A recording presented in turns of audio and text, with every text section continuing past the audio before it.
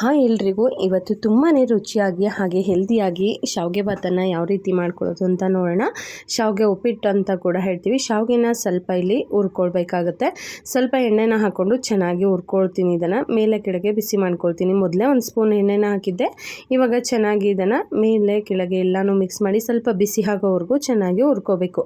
ಬಿಸಿ ಆದ ನಂತರ ಇದನ್ನು ಒಂದು ಪ್ಲೇಟಿಗೆ ತಕ್ಕೊಂಡು ಅದಕ್ಕೆ ಸ್ವಲ್ಪ ಎಣ್ಣೆನ ಹಾಕಿ 4 ರಿಂದ 5 ಟೇಬಲ್ ಸ್ಪೂನ್ ಎಣ್ಣೆನ ಹಾಕಿ ಸಾಸಿವೆ, ಜೀರಿಗೆ ಹಾಗೆ ಕಡಲೆಬೇಳೆ ಇದೆಲ್ಲನೂ ಹಾಕಿ ಚೆನ್ನಾಗಿ ಎಣ್ಣೆಯಲ್ಲಿ ಫ್ರೈ ಮಾಡ್ಕೊಳ್ತೀನಿ.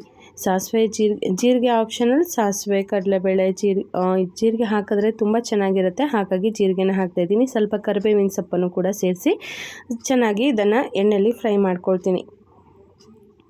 ಅದಾದಮೇಲೆ ಸ್ವಲ್ಪ ಹಸಿರು ಮೆಣಸಿನ್ಕಾಯಿ ಕೂಡ ಸೇರಿಸ್ತಾ ಇದ್ದೀನಿ.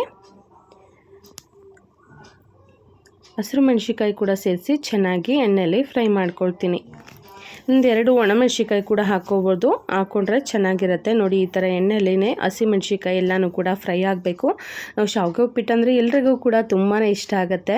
ಈ ಥರ ಶಾವಿಗೆ ಉಪ್ಪಿಟ್ಟು ಮಾಡ್ಕೊಂಡು ತಿಂದರೆ ಇನ್ಸ್ಟೆಂಟಾಗಿ ತುಂಬಾ ಬೇಗ ಆಗುವಂಥದ್ದು ಅಂತ ಹೇಳಿದ್ರೆ ಶಾವಿಗೆ ಉಪ್ಪಿಟ್ಟು. ಇವಾಗೆಲ್ಲ ಮ್ಯಾಗಿ ಬಂದು ಶಾವಿಗೆ ಉಪ್ಪಿಟ್ಟಿನ ಒಂದು ರುಚಿನೇ ಹಿಂದೆ ಉಳಿದಿದೆ ಅಂತಲೇ ಹೇಳ್ಬೋದು. ಈ ಥರ ಮಾಡಿಕೊಂಡು ತುಂಬ ಬೇಗನೆ ಆಗುವಂತಹ ಉಪ್ಪಿಟ್ಟು ಅಂದರೆ ಶಾವಿಗೆ ಉಪ್ಪಿಟ್ಟು. ಇದಕ್ಕೆ 1-2 ಈರುಳ್ಳಿನ ಕಟ್ ಮಾಡಿ ಹಾಕ್ಕೊಂಡು ಚೆನ್ನಾಗಿ ಇದನ್ನು ಕೂಡ ಎಣ್ಣೆಯಲ್ಲಿ ಫ್ರೈ ಮಾಡ್ಕೊಳ್ತೀನಿ. ಮಕ್ಕಳಿಗೆ ನಮಗೆಲ್ಲ ಸ್ಕೂಲಿಗೆ ಹೋಗಬೇಕಾದ್ರೆ ಶಾವಿಗೆ ಉಪ್ಪಿಟ್ಟು ತುಂಬಾ ಇಷ್ಟ ಆಗ್ತಿತ್ತು. ಆದರೆ ಇವಾಗೆಲ್ಲ ಮ್ಯಾಗಿ ಬಂದಿರೋದ್ರಿಂದ ಮಕ್ಕಳಿಗೆಲ್ಲನೂ ಕೂಡ ಮ್ಯಾಗಿನೇ ಇಷ್ಟ ಆಗುತ್ತೆ. ಶಾವಿಗೆ ಉಪ್ಪಿಟ್ಟಿನ ರುಚಿ ಹಾಗೇ ಇರುತ್ತೆ, ಅದಂತೂ ಕಡಿಮೆನೇ ಆಗೋದಿಲ್ಲ. ಇವಾಗ ಹೇಗೆ ಮಾಡೋದು ಅಂತ ತೋರಿಸ್ತಾ ಇದ್ದೀನಿ. ಇವಾಗ 1-2 ಟೊಮೊಟೊನ ಹೆಚ್ಚಿಟ್ಕೊಂಡಿದ್ನಲ್ಲ ಅದನ್ನು ಕೂಡ ಎಣ್ಣೆಯಲ್ಲಿ ಫ್ರೈ ಮಾಡಿಕೊಂಡು ಸ್ವಲ್ಪ ಅರಿಶಿನ, ಉಪ್ಪನ್ನು ಹಾಕಿ ಚೆನ್ನಾಗಿ ಇದನ್ನು ಎಣ್ಣೆಯಲ್ಲಿ ಫ್ರೈ ಮಾಡ್ಕೊಳ್ತೀನಿ.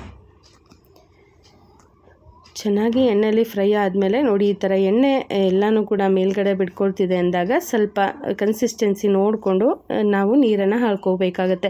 ಎಷ್ಟು ಶಾವಿಗೆನ ತೊಗೊಂಡಿದ್ದೀವಿ ಅದರ ಡಬಲ್ ನೀರನ್ನು ಹಾಕ್ಕೊಳ್ತಾ ಇದ್ದೀನಿ. ನಾನಿಲ್ಲಿ 1-2 ಕಪ್ನಷ್ಟು ಶಾವಿಗೆನ ತೊಗೊಂಡಿದ್ದೀನಿ. ಹಾಗಾಗಿ 4 ಕಪ್ನಷ್ಟು ನೀರನ್ನು ಹಾಕ್ಕೊಳ್ತಾ ಇದ್ದೀನಿ.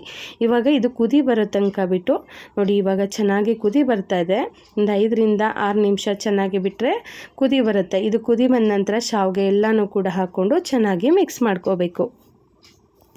ರುಚಿಯಾಗಿರೋಂಥ ಶಾವಿಗೆ ಉಪ್ಪಿಟ್ಟು ರುಚಿ ಚೆನ್ನಾಗಿರುತ್ತೆ, ರೆಡಿ ಆಗುತ್ತೆ. ಹಾಗೆಯೇ ಇದಕ್ಕೆ ನಿಂಬೆ ರಸ ಬೇಕಿದ್ರೆ ಹಾಕ್ಕೋಬೋದು, ಇಲ್ಲಾಂದರೆ ಹುಣಸೆ ರಸ ಕೂಡ ಹಾಕ್ಕೋಬೋದು. ನಾನಿಲ್ಲಿ ಟೊಮೊಟೊ ಜಾಸ್ತಿ ಹಾಕಿರೋದ್ರಿಂದ ನಿಂಬೆ ರಸ ಆಗಲಿ ಅಥವಾ ಹುಣಸೆ ರಸ ಆಗಲಿ ಹಾಕಿಲ್ಲ. ನೋಡಿ, ಇವಾಗ ಎಲ್ಲನೂ ಕೂಡ ಚೆನ್ನಾಗಿ ಹಾಕಿ ಮಿಕ್ಸ್ ಮಾಡ್ಕೋಬೇಕು. ಇದು ಗಟ್ಟಿ ಆಗೋವರೆಗೂ ಚೆನ್ನಾಗಿ ಮಿಕ್ಸ್ ಮಾಡಿಕೊಂಡ್ರೆ ರುಚಿಯಾಗಿರುವಂಥ ಶಾವಿಗೆ ಭಾತ್ ಅಥವಾ ಶಾವಿಗೆ ಉಪ್ಪಿಟ್ಟು ರೆಡಿ ಆಗುತ್ತೆ. ಇದಕ್ಕೆ ಎಲ್ಲ ತರಕಾರಿಗಳನ್ನು ಹಾಕ್ಕೊಂಡು ಮಾಡಿಕೊಂಡ್ರೆ ಶಾವಿಗೆ ಭಾತ್ ರೆಡಿ ಆಗುತ್ತೆ. ಹಾಗೆಯೇ ಇದು ಶಾವಿಗೆ ಉಪ್ಪಿಟ್ಟು ತುಂಬಾ ರುಚಿಯಾಗಿರುತ್ತೆ, ತುಂಬ ಸ್ವಾದಿಷ್ಟವಾಗಿರುತ್ತೆ ಅಂತಲೇ ಹೇಳ್ಬೋದು. ಸಲ ಇವಾಗ ಮಕ್ಕಳು ಮನೇಲಿರೋದ್ರಿಂದ ಸಲ ಮಾಡಿಕೊಡಿ, ತುಂಬಾ ಇಷ್ಟಪಟ್ಟು ತಿಂತಾರೆ. ನಾವು ಸ್ಕೂಲ್ ಡೇಸಲ್ಲೆಲ್ಲ ತುಂಬ ಇಷ್ಟಪಟ್ಟು ತಿನ್ನುವಂತಹ ಒಂದು ತಿಂಡಿ ಅಂತಲೇ ಹೇಳ್ಬೋದು ಶಾವಿಗೆ ಭಾತ್ ಅಥವಾ ಶಾವಿಗೆ ಉಪ್ಪಿಟ್ಟು. ನೋಡಿದ್ರಲ್ಲ ಯಾವ ರೀತಿ ಮಾಡೋದು ಅಂತ. ನೋಡಿ, ಈ ಥರ ಎಲ್ಲನೂ ಕೂಡ ಚೆನ್ನಾಗಿ ಮಿಕ್ಸ್ ಮಾಡಿಕೊಂಡು ಇದು ಸ್ವಲ್ಪ ಗಟ್ಟಿಯಾಗುತ್ತೆ. ಉದುರಾಗಿ ಮಾಡಿಕೊಂಡ್ರೆ ತುಂಬ ಚೆನ್ನಾಗಿರುತ್ತೆ. ಬಿಸಿಯಾಗಿ ತಿಂತಾಯಿದ್ರೆ ಅಷ್ಟೇ ಚೆನ್ನಾಗಿರುತ್ತೆ. ಇವಾಗ ಎಲ್ಲನೂ ಕೂಡ ಚೆನ್ನಾಗಿ ಮಿಕ್ಸ್ ಮಾಡಿಕೊಂಡು ನೋಡಿ, ಶಾವಿಗೆ ಒಂದು ಕೂಡ ಅಂಟಿಲ್ಲ. ಈ ಥರ ಹುರ್ಕೊಂಡ್ರೆ ಚೆನ್ನಾಗಿ ಬರುತ್ತೆ ಬಿಡಿಯಾಗಿ. ಆರದ ಮೇಲೂ ಕೂಡ ಉಪ್ಪಿಟ್ಟು ಇದೇ ಥರ ಇರುತ್ತೆ. ಬಿಸಿಯಾಗಿ ಸರ್ವ್ ಮಾಡಿಕೊಂಡ್ರೆ ಚೆನ್ನಾಗಿರುತ್ತೆ. ಎಲ್ಲರಿಗೂ ಒಳ್ಳೆಯದಾಗಲಿ. ಶುಭ.